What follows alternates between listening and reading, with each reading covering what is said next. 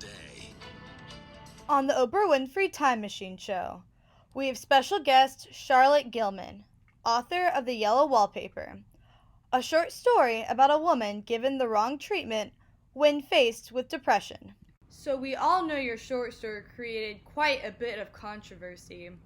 Tell me, do you think a man could have written this?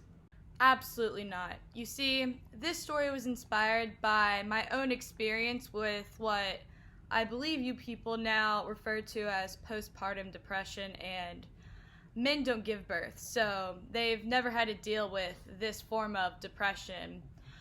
When I sought out treatment, my doctor prescribed me a rest treatment and then essentially told me to live this domestic life, take care of my child, and essentially not to work. And of course, this treatment was unsuccessful. And really what saved me was going back to work, starting to write again. I really think that is what saved me in the end. Interesting. Do you think this specific story goes against the norm of what female writers are expected to write? I believe so. The truth is that the men in the story, her brother's a doctor, her husband's a doctor, and they end up being the ones that are wrong. The whole time the husband's like, you're fine, you're getting better, and she progressively gets worse. And women aren't really supposed to make men look weak or dumb in their writing or to have bold messages in their story, but that's why this story is so important.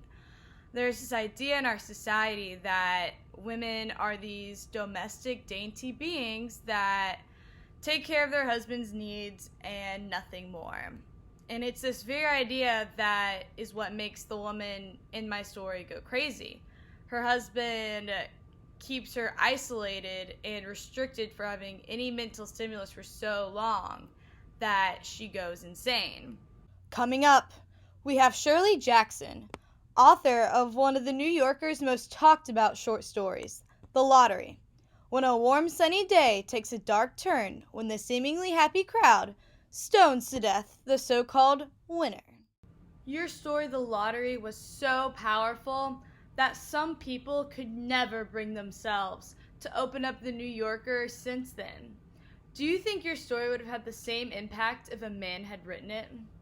You know, housewives are supposed to write about cooking recipes and what sweaters to knit for their kids, all underneath this umbrella of what role they're supposed to play.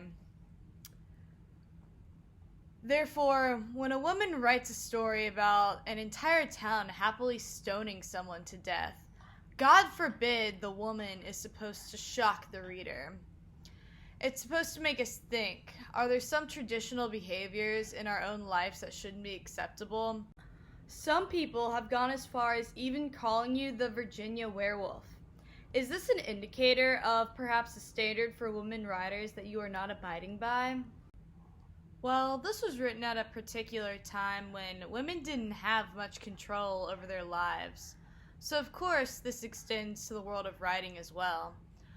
Women's writing was supposed to be charming and nice to look at, just like the societal standards for women.